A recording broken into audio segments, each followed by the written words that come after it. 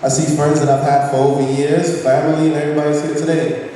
I'm happy that everybody is here today because I have a lot to say, and I'm glad all of you are here to witness it. Not all the things that I say you will agree with, some that you will, some that you are, but I will openly speak to you today, and I'll be honest about every single thing that I say, and I wanted you all to take it in. And it might not change the life of one of you, but it might change the life of someone in front of you, or next to you, or someone at home watching. But I swear to tell the truth, the whole truth, and nothing but the truth, so help me God.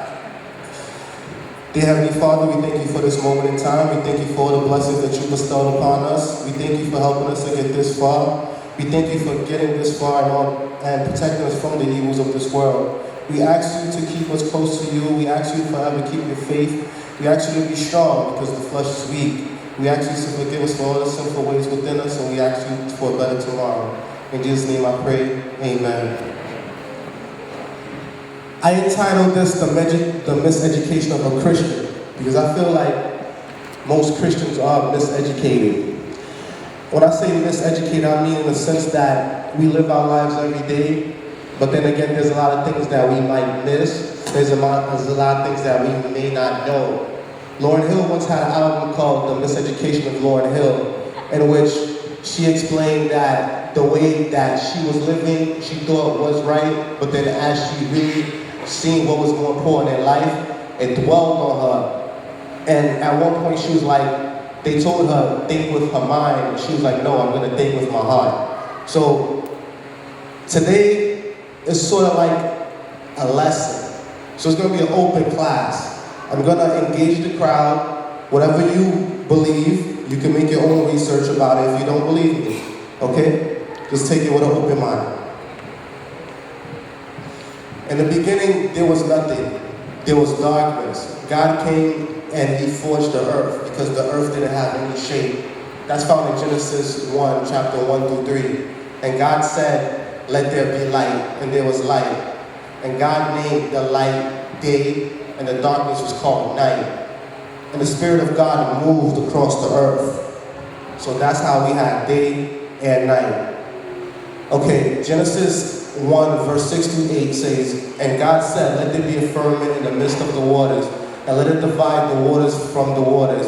And God made the firmament and divided the waters which were under the firmament from the waters which were above the firmament, and it was so. And God called the firmament heaven, and the evening and the morning were the second day. A lot of people, okay, I'm gonna give you a perfect example. When they built the space shuttle, and the astronauts flew into space, one of the astronauts said, I looked, and I didn't see nothing. A lot of people wonder, why was that? It's because this is explained in the Bible, Genesis 6 through 8. God created a firmament. As we see it, it's the atmosphere. The atmosphere is what protects us from everything else that's out of space. It's just like when you see comets and asteroids and other things entering the Earth's atmosphere, sometimes they'll burn up in the atmosphere before they even reach Earth.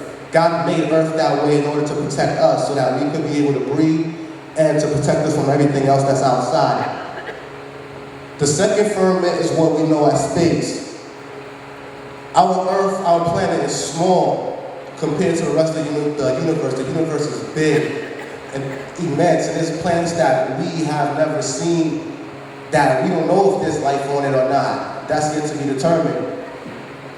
And outside of that is the kingdom of heaven, where God himself resides. And here's a picture right here where it shows the firmament according to the Hebrew conception of the universe. On day 3, God created the land. He divided the waters in the land. He also created plants and self-reproducing plants. You ever realize with plants, every plant has a seed in the middle? That's because plants are made to reproduce themselves. As in like the grass on the floor, the trees, everything in nature. It came about, but it could reproduce itself. You'll never have to go outside and grow grass over and over and over. You can if you want a nice, fancy lawn, but grass in itself grows by itself. If you eat an apple, within the apple is a seed. If you eat a pear, inside of a pear is a seed. Even if you don't eat the apple, if the apple falls off the tree, the apple will rot. It will fall into the ground, and the plants will go into the dirt, and they'll grow another plant. And that's how God made the world, self-sustaining. So it'll keep growing and growing and growing and growing and growing. You ever see a backyard where no one cuts the grass? It'll just keep growing and growing and growing everywhere. That's how God made it.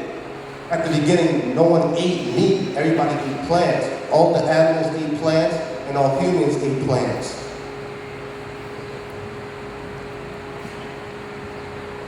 On day 4, God created the stars, the sun, and the moon.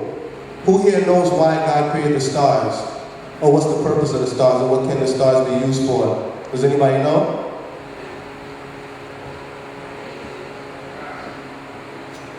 For that direction? Yeah, he's right. The stars can be used as a navigational tool.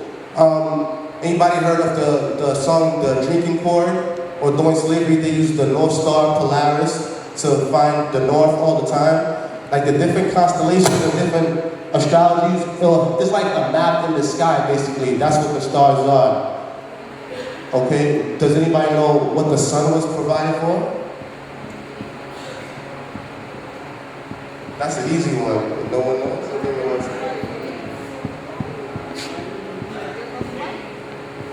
The sun was basically made as like a source of energy. If you look, the sun provides us with a lot of energy. Solar energy can power a whole entire house. Solar energy is what plants use to make food, what we use to sustain life.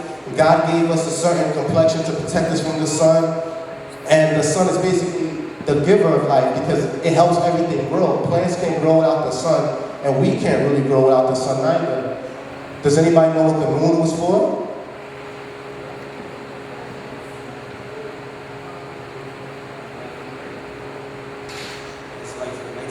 Yeah, the moon was given domain over the night. Basically, the moon is what brings the night. When the moon moves a certain way in the sky, the moon blocks out the sun, causing night. And when the sun is behind the moon, that's when the full moon shows, and you can see the craters on the moon, like in that picture now. The moon is also similar to the woman's menstrual cycle in the way that the cycle goes about. It's funny, but it's true.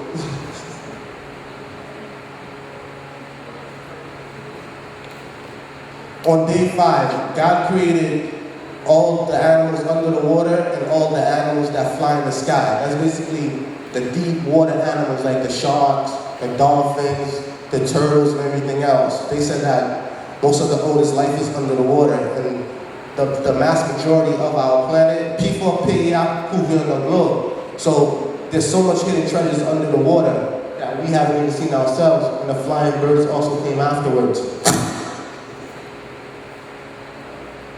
On day 6, this is when God created land animals. After that, God created land animals and He created the first man. God was in heaven, He said, let's make man within our image. Does anybody know who God was speaking to when He said, let's make man in our image? Yeah, the Son, the Father, and the Holy Ghost. So God said, let's make man in our image, and He created man within His image. So all of us was made in God's image. We all have God's faces. Sometimes people say, oh, that person looked ugly. You're basically saying God looked ugly because we all started from God. You can't say someone is ugly. Yeah, the different variations of humans mixed together, it might come out looking different than from everybody else, but no two person look alike, but we was all made in His image. Okay, the 7th day is the Sabbath. And I compared and contrast two things, the Saturday Sabbath and the Sunday Sabbath. Exodus 20 verse 8, that's the affirmation of our faith. Remember the Sabbath day and to keep it holy. 6 days God made heaven and earth, and the 7th day He rests. Okay. And the Sunday, this is the story of how Sunday became the day of worship. Like I said before, if you don't believe me, you don't have to believe me. If you want to do your own research, you'll go ahead. It was called the variable day of the sun. And this was basically proclaimed by this man. And he said, on the variable day of the sun, let the magistrates and people reside in the city rest, and let all the workers be closed. In the country, however, persons engaged in the architecture work may freely and lawfully continue their pursuits, because it often happens that another day is not suitable for grain growing or for vine planting, lest by neglecting the proper moment for such operations, the bounty of heaven should be lost. And this was said by Constantine. Constantine was basically a Roman ruler. And the story goes, Constantine was on his way to battle. And when he stood in the field, he saw a cross.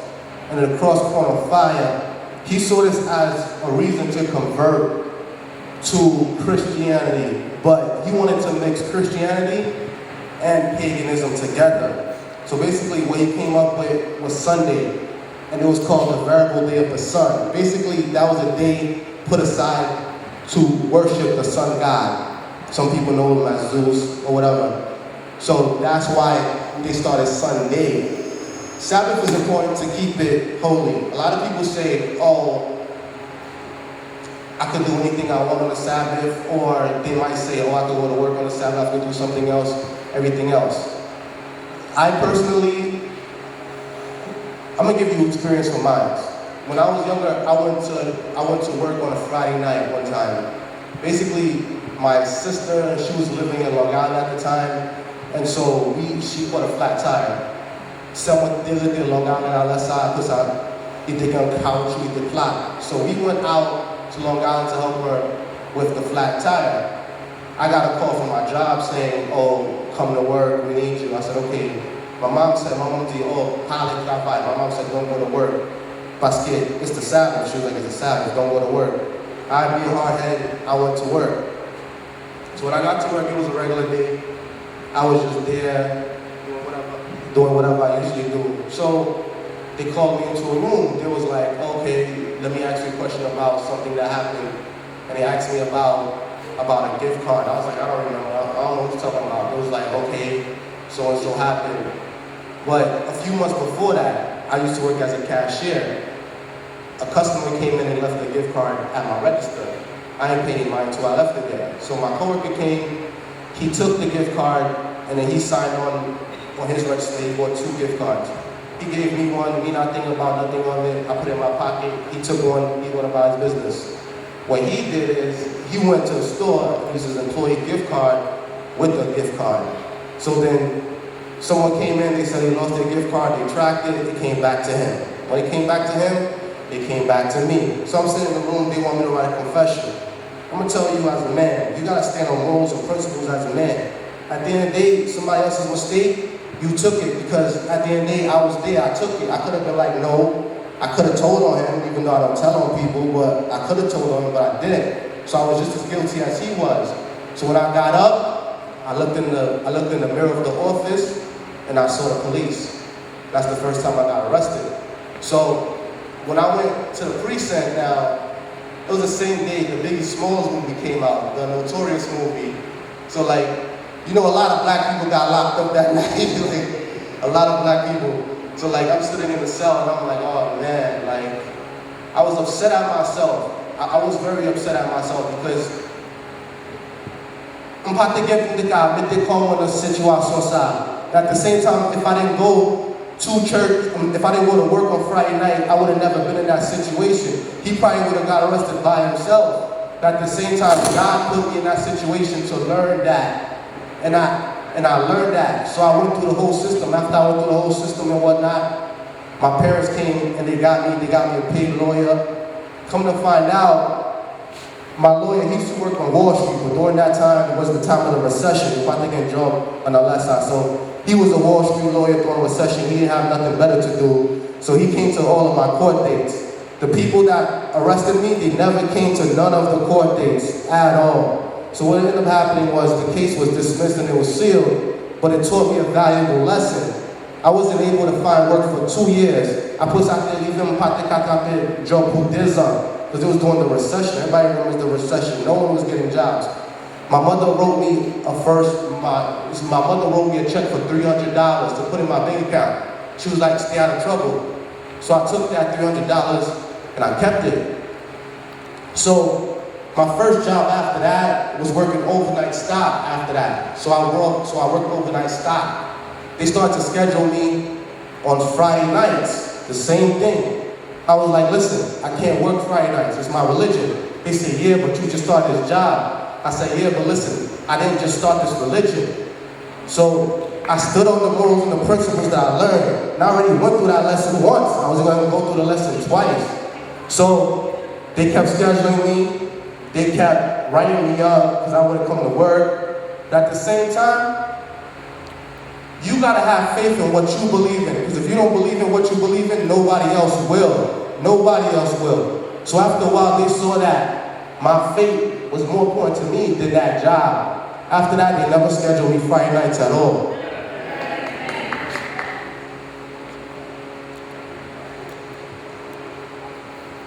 This is the tree of life. It said the abundance to the holy ways.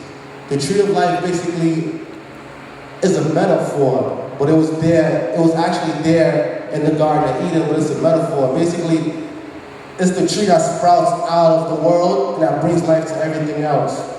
The tree of knowledge of good and evil. This was the tree that Adam and Eve ate the apple from. And the serpent came to them and said, basically, this will not kill you. God said that if you eat from this tree, it'll kill you, but instead it'll make you stronger, it'll make you a better person. It'll make you just as smart as God. So he came and he tempted Eve. Eve gave it to Adam. And when that happened, they didn't really die, but death came. Because prior to them eating the apple, there wasn't no death. There wasn't any sin. There wasn't any murder. But then after that, a lot of different things happened. Genesis 1, verse 26 to 28. And God said, let us make a man in our image, after our likeness, and let them have dominion over the fish and of the sea, and over the fowl of the air, and over the cattle, and over all the earth, and over every creeping thing that creeped upon the earth. So God created man in his own image. In the image of God created him, man and female, created them. And God blessed them, and God said unto them, be fruitful, multiply, and replenish, and subdue it, and have dominion over the fish in the sea, and over the fowl of the air, and over every living thing that walks upon the earth. I put a picture of my grandmother and grandfather because that's as far back as I know my generation to go. Like, I was blessed and honored to meet my grandfather and my grandmother. Like, I still see my grandfather right now, even though he's in the hospital. My grandfather, he's an amputee. Like, he was sick, so they had to cut off one of his legs. And when he first came back from Florida after they cut off his leg, I went to go pick him up from the airport. And he was crying. He was like, I came to America with both my feet. Now I only got one leg. My mom was like, my mom Dilly, o pa bezwen kriye pou sa le pe yo gan pil moun I pa gen yon pied, I pa gen deux pieds. But ou toujou gen la vie, bon Dieu bon la vie, bon Dieu bon ti moun, bon Dieu bon pil bagay le pe ou la vie bien. My mother told my grandfather, yeah, you might only have one leg now, but there's people that don't have no legs at all. There's people that don't have life. At least right now you have life. At least you got to see your children grow and your grandchildren grow. And like one day I went to my grandfather, I asked my grandfather, like, what's the meaning of life? He said, listen, he said the whole reason why God put us on the earth is to worship and praise him and to teach everyone else about him and to love one another. That's all he asked for, that's all. He was like, when a man finds a wife and he loves his wife and stays with his wife, he finds favor within God because God put us there to do. God gave us like it says right here in Genesis, to continue life, to sustain life, to populate the earth. He gave us dominion over the animals. You see how sometimes like a giraffe is big, stronger than us. A lion is big, stronger than us. All these animals are bigger than us, but we can tame them. You see in the zoo, they got the people that's running around the lions. You're like, why don't this lion eat him? Because God gave us domain over the animals, regardless of how big they are. And God told us to replenish the earth and to love and respect one another. And my grandfather instilled that in me. He said, you're never going to be perfect. He said, I'm not even perfect. But at the same time, you got to try to keep God's word. You got to find someone who you can love, and you got to live your life. The cause and effect of sin. After Eve ate the apple from the serpent, she then gave it to Adam, and then Adam ate it. God came into the Garden of Eden and God said, Adam, where art I? Because God saw himself in Adam, because Adam was made in the image of God. So God was looking for himself and he was looking for Adam, and Adam was hiding. And God said, God looked at Adam, put this out while still in. And then Adam was like, I'm hiding because I'm naked. God asked Adam, how do you know you're naked? Because I ate the apple. He was like, why did you eat the apple? He said, the woman gave me the apple. So then he asked Eve, why did you eat the apple? Eve goes, the serpent told me to eat the apple. So God placed a curse on all three of them. He gave the serpent the curse that the serpent has to crawl on his stomach. The serpent is like the only animal that don't have legs. It has to eat dirt for the rest of his life. He cursed the man. The man has to till. He has to work the land. Just like how every morning we have to wake up and go to work. We also have to farm for the plants to grow. And the women have to give birth. And childbirth hurts. And they also get the menstruation cycle. As a result of this, Adam and Eve was kicked out of the Garden of Eden, and God put a sword that spins in every direction to keep them from returning out, from returning back in there. And as a result of that, the murder where Cain killed Abel. All of that was a direct result of the sin that they created when the serpent tempted them into eating the apple. People often ask, how does God come from Adam and Eve to Noah? Well, this is the map of Adam and Eve and Noah. You see, here's Adam. And Adam had other sons and daughters, but they don't really talk about them. Here's Abel. Abel was killed, so he has no bloodline. Here's Cain. Cain had a bloodline. God placed a curse on Cain, and Cain said to God, whoever catches me after I kill my brother, they're going to want to kill me. But God didn't only curse Cain, he also protected him. So he said, whoever hurts you is going to have to speak to me. Because remember, vengeance is only for God, not for us. So God protected Cain even within his sin. See, Cain was able to have a family afterwards. And from Adam, he had another son called Seth. And from Seth, it came all the way down to Noah. And Noah and his sons. And Noah is most popularly known for the flood.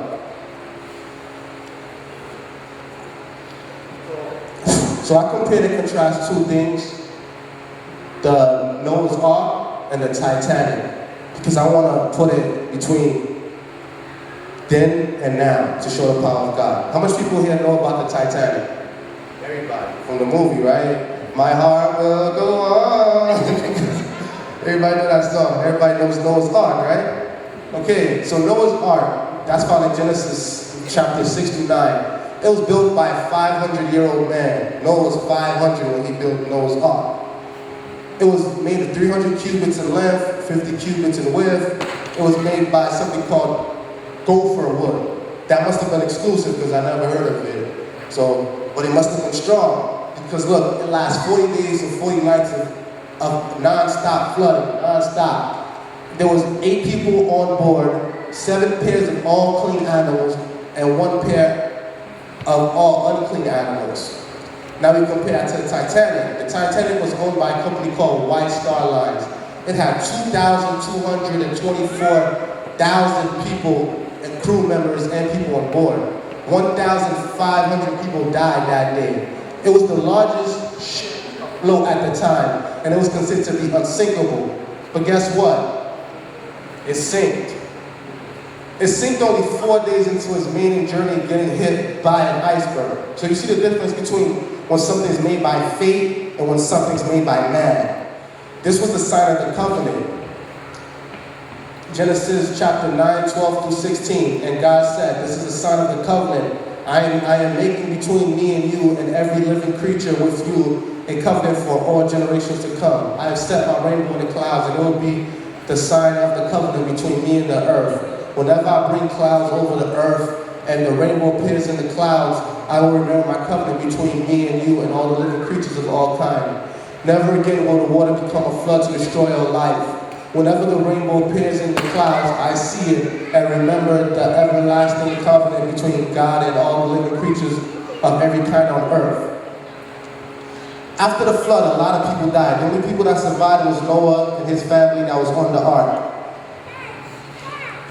And all the life that was outside of the ark died as well. So God made a covenant, He made a promise to all of us that He will never flood the world to that magnitude ever again. And to keep that promise, He shows a rainbow. Everybody ever seen a rainbow after it rains? Anybody ever seen one? Like either like the water or the sky, you see the rainbow. Nowadays, the rainbow is a sign of something else. No disrespect to them who are I to say how they live. But it was unfortunate what happened to those 50 people in Orlando a few weeks ago. Regardless of how they live their lives, we don't have the power in our hands to take life, nor is it wrong to take life. Those people were important to their family members and their relatives. So I'd like to give a moment of silence for the 50 people that died and the 50 people that got injured. Amen. So this is the story of Nimrod. Has anybody ever heard about the Tower of Babel? Okay, so who knows the story of the Tower of Babel? Anybody would like to talk about it or no? Okay, so basically the Tower of Babel was, there was a king named Nimrod. He wanted to build a temple. So at that time, the whole world spoke one language.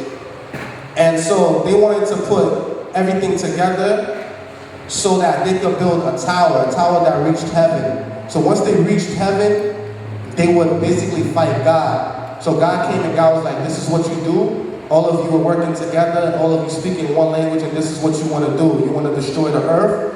So God came down, and God gave them each a different language and scattered them all over. So everybody went in this direction, everybody went in that direction, everybody went in a different direction.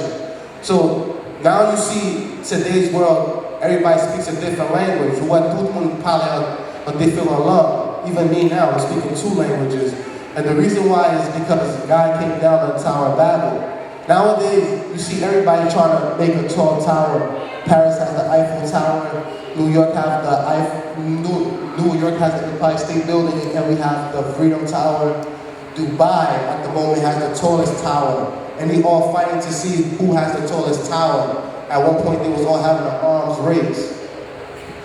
Another example of this we can see is NASA. At one point, NASA wanted to go into space. And one of the first astronauts say, I looked, I couldn't find heaven. They was trying to reach it. Right now, there's like 20-something satellites in the sky. And there's also the space station, where all the nations came together and they built this giant space station. And they set out to go, let's build us a city and a tower who top may reach unto heaven, and let us make us a name, lest we be scattered abroad upon the face of the earth. And the Lord came down to see the city and the tower which he, the children of man, built. Therefore is the name of it called Babel, because the Lord did there confound the language of all earth, and from thence did the Lord scatter them all upon the face of the earth. That's found in Genesis 11, verse 4, chapter 4, 5, and 9. How Abram became Abraham. Everybody knows song Father Abraham has many sons as Father Abraham, because Abraham is known as the father of nations. It said God changed Abraham to higher father, and his name God changed Abram, which means higher father, name to Abraham, which means father of magnitude. That's found in Genesis 17, verse 5. And his wife's name was Sarai, which means my princess. It will change to Sarah, mother of nations. Sarah was very, very old when God came to her and said she was going to have a child. She didn't think she was going to have a child.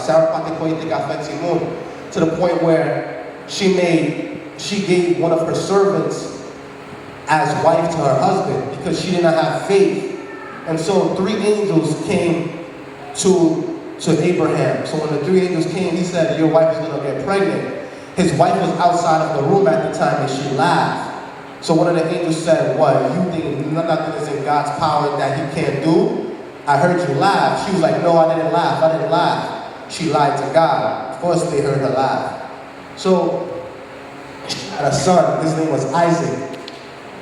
Genesis 22, verse 1. After these things, God tested Abraham and said unto him, Abraham. And he said, here I am. He said, take your son, your only son Isaac, who you love, and go to the land of Mara and offer him there as burnt offering on one of the mountains which I shall tell you. So Abraham arose early in the morning, saddled his donkey, and 2 of his young men with him, and his son Isaac. And he cut the wood for the burnt offering and rose and went to the place of which God had told him. Bon Dieu demandait Abraham Pidika sacrifice his only child. Abraham did something Yom Petit at that time, Isaac. And Abraham still had faith. Whatever God asked him to do, he did. Even killing his only son. A lot of us won't even make that sacrifice for ourselves. How much of us here would die for someone else? Anybody? Would you die for someone else? I don't see any hands. Okay, I see 1. I see 2. I see 3. I see 4. I see 5. I see... Oh, she's scratching her head. Okay. So that's like 6 people. So Abraham had enough faith where he brought his only son to sacrifice, and God tested him. There was a test to see how much faith he had, and he passed that. He passed that test because God said, "I saw that you had faith, Abraham." If God put it in well, and God found a lamb. He sacrificed the lamb in the place of his son, and then God blessed him. He became the father of the nations.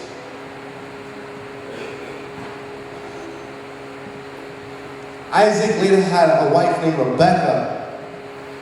Abraham told one of his servants, "I don't want my son to marry one of the people around here. I want him to marry one of the people from my homeland."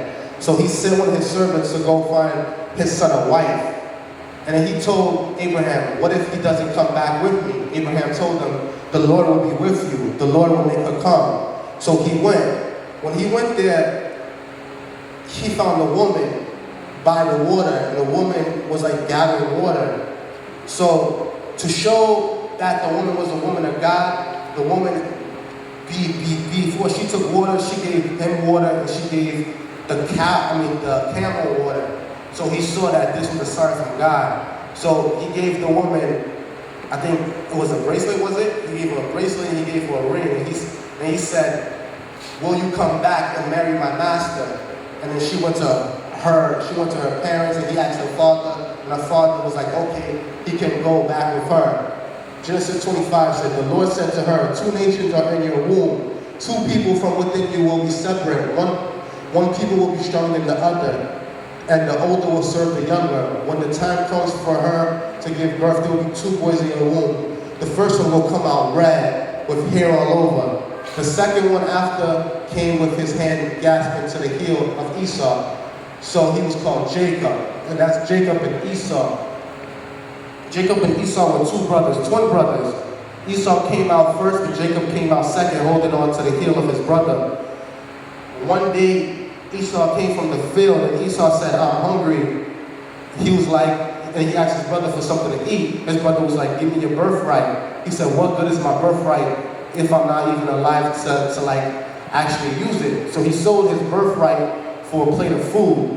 So after that, they went about their life, they were living, and then one day the father was dying, and then he told the son, "Come, I will give you your birthright," and he'll give him the blessing. But the mother told Jacob, "Go in the place of Esau." He said, "I don't look like my brother. My brother's red, my brother's hairy. I don't look like my brother." So what the mother did basically is she put fur on him so he could look like his brother, and she made him smell like outside. So then she sent him in to get the blessing from the father, and she cooked venison for the father, because Esau used to be a hunter. So after the father ate the venison and he smelled him, he said, "Yes, you are Esau." He blessed him. When he blessed him now, he took the blessing. So when he took the blessing, Esau came back from the field, and he was like, "I'm ready for my blessing, I'm ready for my blessing." He was like, "Oh, I already blessed your brother." He was like, "No, you have stole my blessing, you have stole my blessing." So the mother sent Jacob away so Esau wouldn't hurt her. And this is Jacob's family tree. Jacob went and he married Rachel, but Jacob got a 2-for-1 special. He went to marry he went to marry Rachel, but then Rachel's father said he would first have to marry Rachel's older sister. He said, once you marry the older sister, then you can marry the younger sister. So he married the older sister first. He served 7 years to marry the younger sister. After he married the younger sister, after he married the older sister, he married the younger sister. The older sister, as you see, had 1, 2, 3, 4, 5, 6. She had 6 sons. He also had children with the servants. He had 12 sons altogether. Genesis 29. When the Lord saw that Leah was not loved, he enabled her to conceive, but Rachel remained childless. Leah became pregnant and gave birth to a son. She named him Reuben, for she said, it was because the Lord has seen my misery. Surely my husband will love me more. Now, she conceived again, and when she gave birth to a son, she said, because the Lord heard that I am not loved, he gave me this one too. So she named him Simon. And she conceived, and she gave birth to a son. She said, now at last my husband will become attached to me, because I have borne him 3 sons. So she named him Levi. She conceived again, and when she gave birth to a son, she said, this time I will praise the Lord. So she named him Judah. Then she stopped having children. She thought that if she gives him children, he would love her, but he didn't love her as much as he loved Rachel.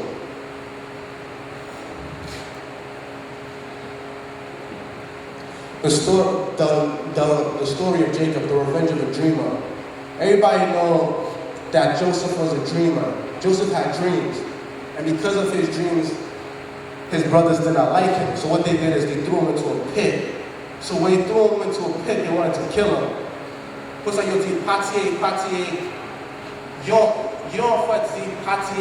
unwanted. So they sold him into slavery. They sold him to this guy, this Egyptian, which took him into Egypt.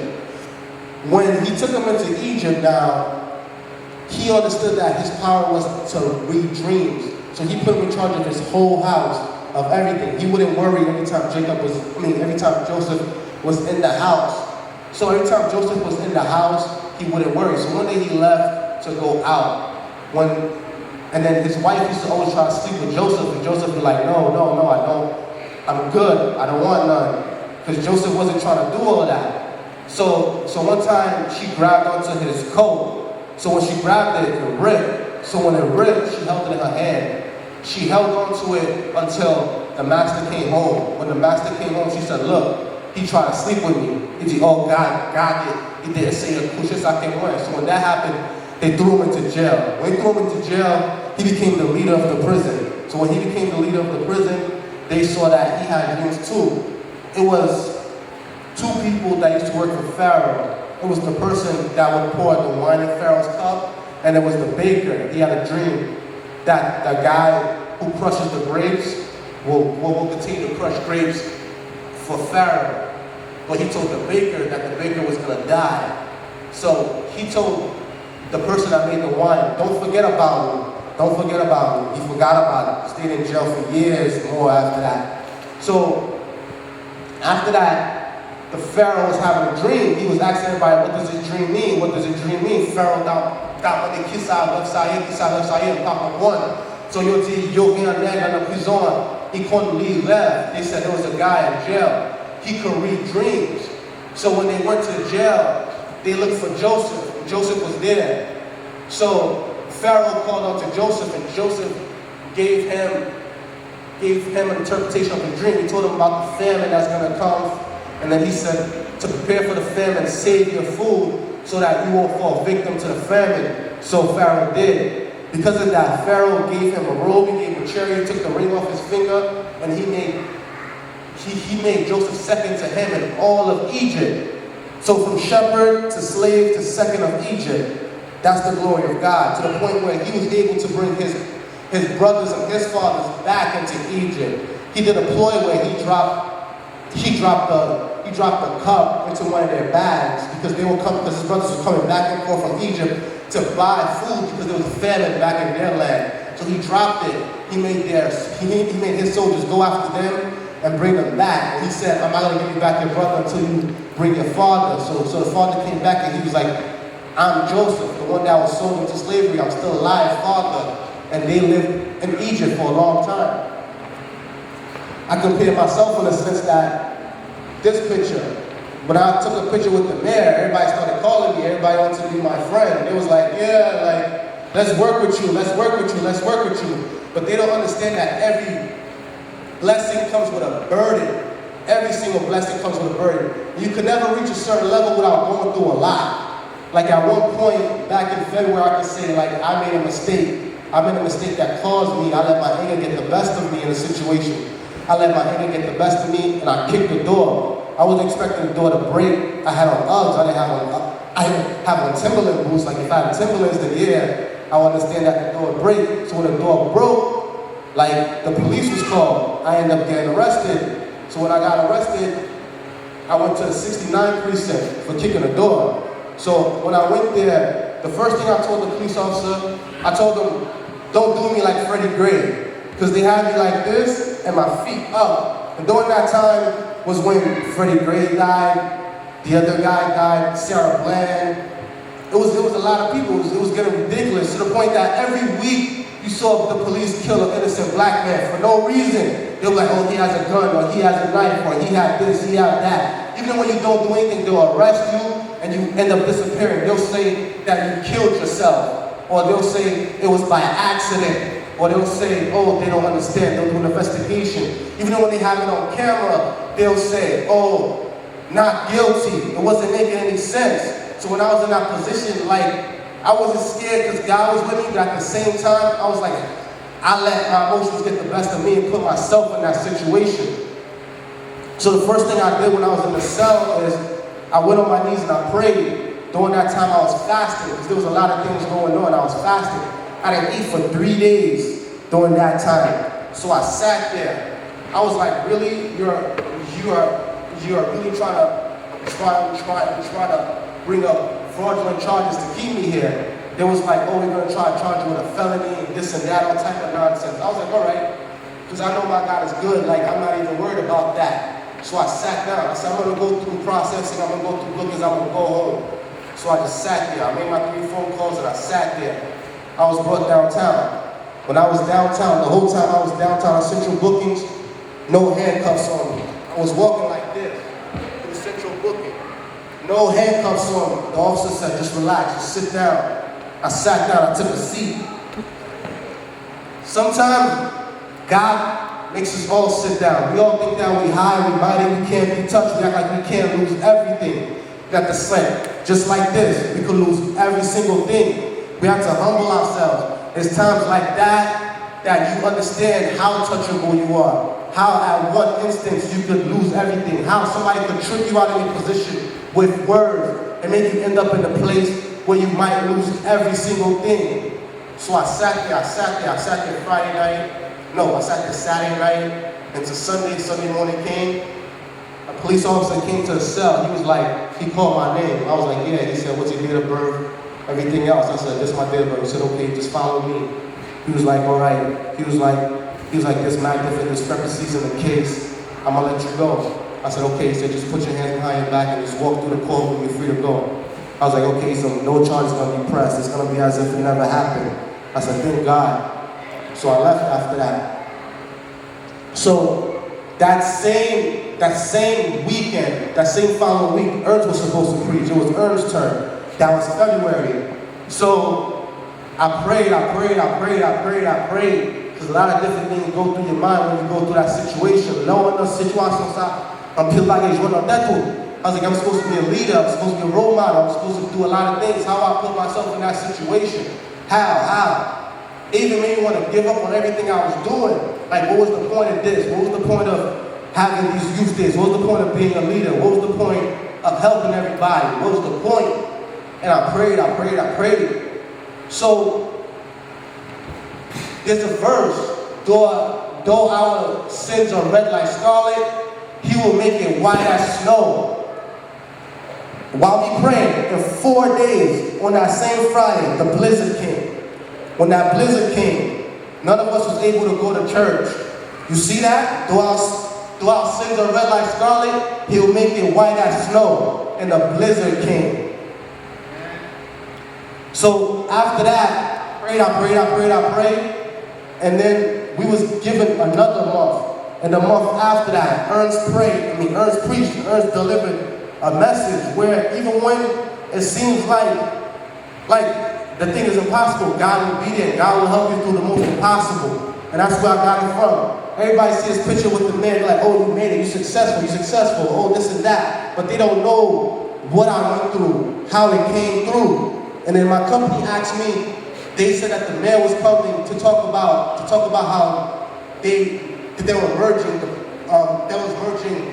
DHS, Department of Homeland Services, they was merging HRA, Human Resources, and the mayor was coming to my company to announce that. And they picked me to speak on behalf of the entire company, to explain what we do at the job, why the company is helping other people, and the significance of it in the whole community. So I sat right next to the mayor, how Philip and AJ sit right now. I explained to them my whole life story, how I came from Haiti as an immigrant, how I came to America, how I went through school, and how I came to this job, how I ended up at this job, and what I do at the job, and what the job does for everybody else. So it's possible, but every blessing comes with a burden. But remember, God will be there for you. Then Israel said to Joseph, I am about to die, but God will be with you and take you back to the land of your fathers. Israel was about to die. He told Joseph that he was going to take them out of Egypt and get back to their promised land. But in order for that to happen, Moses had to be born. So when Moses was born, at that time Pharaoh wanted every single first male of the Hebrews killed. So what his mother did is his mother put him in a basket, and she put him in the water and sent her off with a handmaiden. And Pharaoh's daughter found her. So Pharaoh's daughter was like, who could nurse this child? And they found Moses' mother. So Moses' mother nursed Moses inside of Pharaoh's home.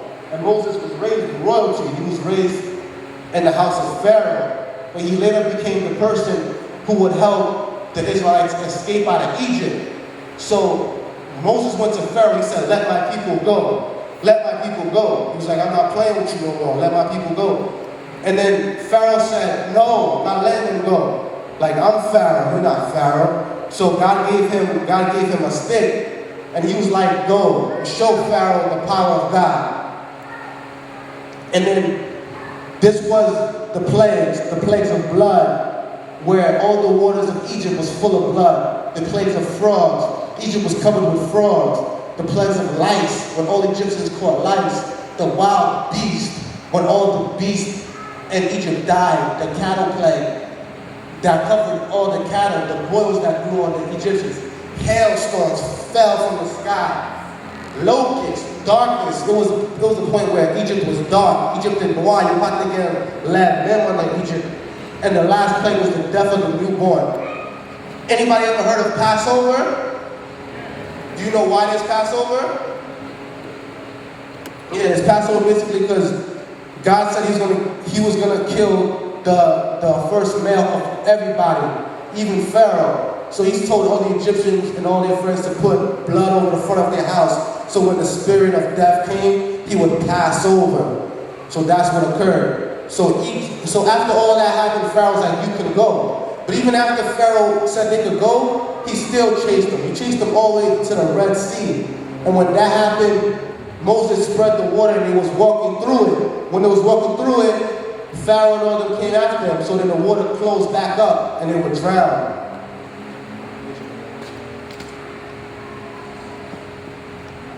Okay, this is the 12 tribes of Levi. Like I said, you don't have to agree with none of this. They said the 12 tribes of Levi is this. The tribe of Judah is the Africans, the African Americans. The tribe of Ferris, the Puerto Ricans. The tribes of Menes, the Cubans. The tribes of Benjamin is the Jamaicans. The tribes of Issachar is the Mexicans. The tribes of Levi are the Haitians. The tribes of Judah, that's the Hawaiians. The tribes of Reuben, that's the Samoans. The tribes of Zambala, that's the Colombians. The tribes of Asher, that's the Belizeans. And the tribes of Simeon, that's the Dominicans. And the tribes of Gad, that's the North American Indians. I'm going to give you a testimony. My last 2 sermons, I put them online, right? And I even told people at work that they could watch it. I had a supervisor, he told me, okay, this is what your God say. Do you believe it? I said, please, sir. I told him, watch the video. So he watched the video, watched the video. A year went by. Most recently, me and him was together in the car. Knew on someone on my machine. We went to go see someone at the hospital. We went to go see somebody in the hospital. We in the car, we're driving. And then we start talking about God. And he made a confession to me. He said, he asked me, am I in a relationship? I said, yeah. Me and my girlfriend go to church together all the time. He said, okay, that's good. I said, yeah. And then he asked, what's my religion? I said, I practice the Sabbath. He said, yeah? I said, yeah. I said, what about you? He said, yeah, I'm practicing the Sabbath too. Mind you, this was a man a year ago that didn't want to believe. And then he confessed to me. He said, imagine your whole life living a certain way. And you believe in certain things. Like basically someone's telling you that this is your parent and it's not. And one day you wake up and you find that out. How do you think you're going to feel? You're going to feel hurt. You're going to feel pain. But you know that the truth is the truth, and you gotta abide by it. He said, that's how I found about the Sabbath. I understood the Sabbath, and that the Sabbath is true. With that, he told me to start studying the Sabbath. He told me to deliver this verse unto you guys. It's Deuteronomy 26, verse 6. And the Lord shall bring thee back into Egypt again, but this time the slave ships. By the way, therefore I speak unto thee. Thou shalt see it no more again. And there ye shall be sold unto your enemies for bondsmen and bondswomen, and no one shall buy you back. There's only one race of people that was brought into slavery by ships recently. Who can we say? All of us. All of us in the West Indies, all of us blacks, who was placed on slave ships and brought into the Americas on the slave ship. And it's prophesied in the Bible. After we exit Egypt, we did not obey by God's laws. We went about doing whatever we did. And it happened multiple times. It happened the first time right after Moses brought us out of Egypt. What happened? He left for a bit, he came back. He saw the people dancing around the golden calves. He got mad, he broke the tablets.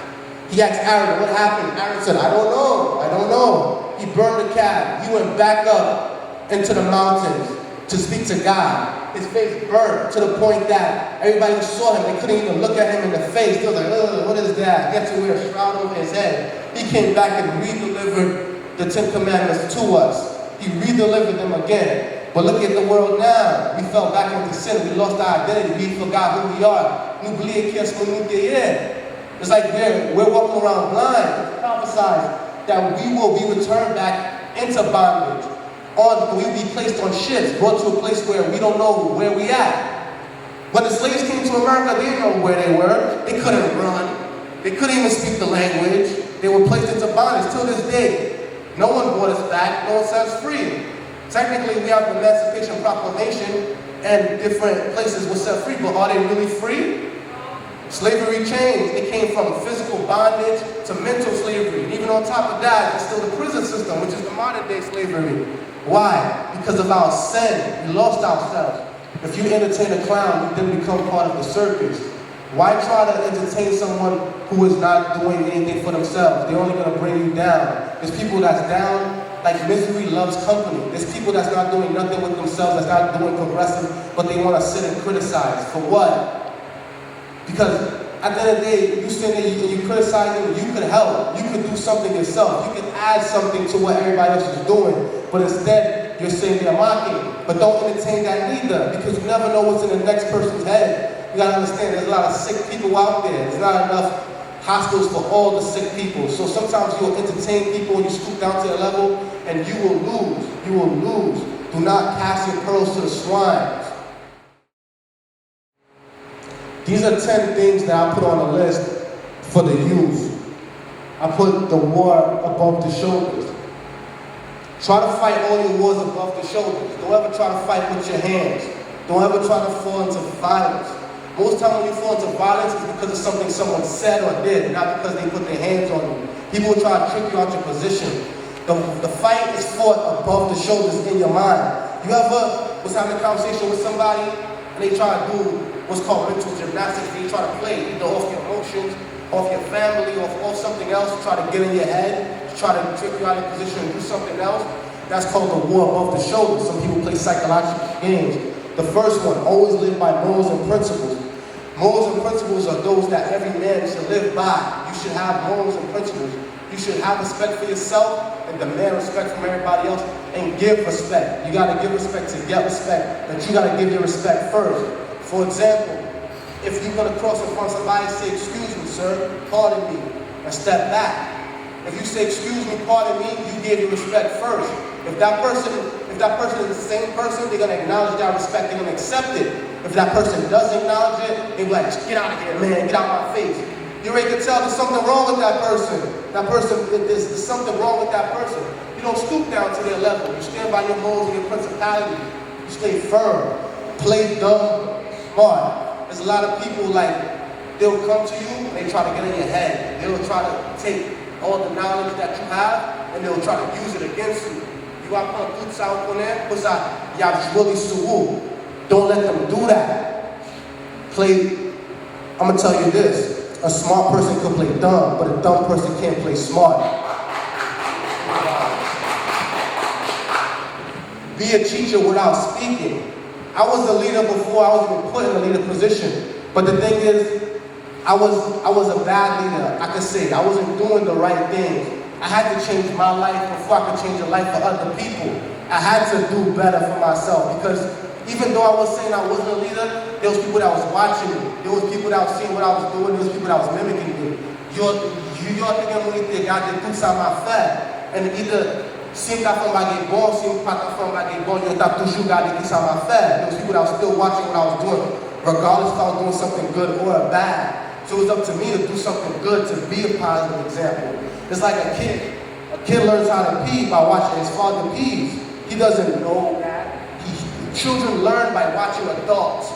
And so while the children are watching, we have to set good examples so that they could know. Do not be a volunteer victim. Don't ever let somebody turn you into a victim. Sometimes people will come try to take advantage of you. Don't let no one take advantage of you and don't let no one try to trick you, make you lose what you have. Don't put yourself in a position where you're going to be a victim.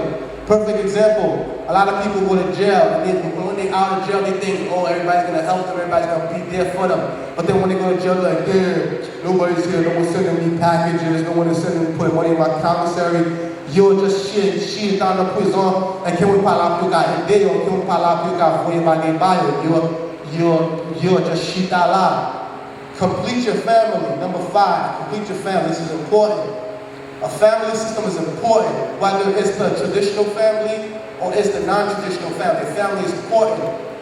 If you can have a family in the home and keep it firm, they'll be strong together. They'll work together and they can better each other. They can help each other grow and they can help each other prosper. A father is really important in a child's life and a mother's important too. They nurture the home and they build it. That's what God wanted from all of us. Do not let a person compromise. Do not let a position compromise who you are. There's people that get put into certain positions and they forget who they are. You'll oublier qu'est-ce qu'on y est parce que you'll can't get a lot of job, you'll can't get a lot of position, you'll oublier qu'est-ce qu'on y est pour ça. God comes in and God humbles them. You have to humble yourself, especially when you're in a position of power, because you wasn't always in that position of power. And the more God can see you do, the more He's going to give to you, because God's soldiers has the strongest battle. God gives his biggest battles to His strongest soldiers, so we got to be strong. Number 7, pain will be your greatest motivator. If you see in life, whenever you're going through pain and difficulty, that's when you learn the most. You ever been in a situation where you're like, I grew up poor, I grew up hurting, it hurts, I don't want to be in this position anymore. It motivates you. You ever been like injured, you broke your arm, ou cassé pied, ou cassé mão, dit non, on pas qu'à prendre do less out encore. You're going to do everything you could do to heal that. You're going to go to therapy, you're going to work out, you're going to try to massage, you're going to try to nurture that wound, to heal that wound. Same thing when you're in a relationship, when you get hurt, you got to nurture that pain until like you can get through it and put the pieces of your heart back together so you can move on to someone else, so onto something better. Because after After the burden comes the blessing. Make individuals respect your mind. Even with us as youth, at times, adults might say, "You don't know much," or "Nous pas qu'à faire, yeah, ceci, cela, qui ça y parler." Make them respect your mind. Because everybody has the ability to think, everybody has the ability to do. A vision without action is merely a dream. You have to think about stuff, and you got to put it into motion. Make them respect your mind through your actions. Think about it, do it, and show the world what you could do. Learn from the mistakes of others. A smart man learns from his mistakes. A wise man learns from the mistakes of others. You can watch the mistakes of what other people do and try to do better. Like me, for example, I share my mistakes all the time, openly with everybody, because I know I'm human, and I know that I was born into sin. I'm not going to be perfect. Everything I do is not going to be perfect. I'm going to fall. I'm going to try to get up, and I'm going to try to pray to God to make me not make that mistake again. But I'm willing to make the mistakes, and I learn from the mistakes. The youth, when your parents tell you about stuff, just listen sometimes, because they've been through a lot, and they know these things. Like, we might say they don't know anything, but they do. They know some things. They're not wrong about everything. At the same time, adults listen to the children too, because they might know things that you might not know. Prayer, patience, and persistence. Always pray. Always pray. Like I was talking to this kid the other day. He was telling me he was going through a lot. I was telling him, pray. Pray, because regardless of what, everything is going on, just pray. God's going to be there for you, and God will help you. Have patience. Nothing happens overnight. Understand that God is there for you, and God will be there with you the whole entire time. Persistence. Keep pushing. Never give up. Keep pushing, keep pushing, keep pushing. Like when I was in college, I failed biology 3 times. 3 times before I passed it. If I would have gave up, I never would have graduated college. I never would have been where I am today. I could have gave up. I could have been like, I'm never going to pass biology. I'm never going to graduate. I'm never going to make nothing of myself. But I was able to graduate and obtain 2 college degrees because I kept pushing, even failing 3 times. Love and appreciate each other because life is not promised. Matthew 5 verse 4 said, "Blessed are those who mourn, for they shall be comforted." This lady said to her, she died. She used to go out of church. They gave me the honor. It was an honor and it was a burden of telling everybody that she died. So on that Tuesday that we had, I let the church know that she died. She had passed. That same weekend, my aunt died. Her heart failed. She had open heart surgery and she died. She died that Saturday. I think that Saturday night she died. And my mother cried. It put my mother a lot of pain. That following Monday, I found out that my friend was murdered. He was murdered. They tied cinder blocks to his feet. They put him in a plastic bag and threw him in the water. His body washed up on the ocean. So it says, "Blessed are those who mourn." I mourned. I was depressed. I lost 3 people in a matter of weeks. I was expecting it. The way they all died. One was murdered, one heart failed, and one died in the hospital. It was a lot to bear. But I was able to mourn. A lot of us, we stay within the confines of masculinity. Like, we think we're too macho to cry. We're too macho to show feelings and emotions. We don't want to show it. Instead, we keep it inside and it hurts us. Like, it bottles up. Like, nous quitter toute colère, toute misère, tout bagay nous passe, nous quitter en un canne, nous kembe en canne, nous pas crier, nous pas quitter. Vous avez fait nous mal, nous kembe, ça que we hold on to guilt and unresolved pain. And it hurts us. It stops us from doing a lot in life. We need to let that go. We need to mourn. That's what we need to do. But bless the dead in a moment of silence for them. Amen.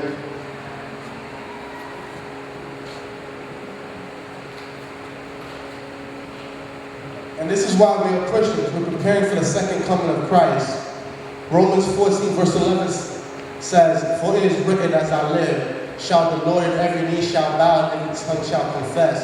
Matthew 24 verse 9. "Then they deliver you unto the tribulations, and will kill you, and you will be hated by all nations because of my name. And at that time many will fall, and will be betraying one another and hating one another. Many false prophets will arise and will mislead many. Because lawlessness is increased, many people's love will grow cold, but the one who endures to the end, he will be saved. This gospel of the kingdom shall preach in the whole world as the testimony of all nations at the end will come. This is basically God prophesizing the ending. He's saying that when he does come, it's not going to be a good time. It's going to be a bad time. There's going to be people dying. It's going to be people sick. It's going to be false prophets. It's going to be people saying that, oh, like, I'm here preaching God. It's going to be people saying that I come in the name of God. It's going to be a lot of false prophets claiming to be of God, but they're not going to be of God. They're going to be false prophets. They're going to be lying. You're going to have to be strong. There's going to be a time when you're going to actually take the mark of the beast, the 666, or you're not going to be able to buy certain things or do certain things. You're going to have to keep your faith, and only the strong will be able to go. But all of this is going to be preparing us for the coming of Christ. And this is the lesson summary to close out. My brother said, you are not alone. Regardless of anything you go through, or regardless of what you've been through, you're not alone. God is always there for you. Bon Dieu est toujours là pour vous. Même si qui ça la vie vous fort, qui ça ouais, qui ça niveau, bon Dieu est toujours là ça go. God will always be there with you and he will not let you go. Like Benry said, be a living sacrifice. It's one thing to preach the gospel, but you got to practice what you preach. You got to be a living example for everybody else.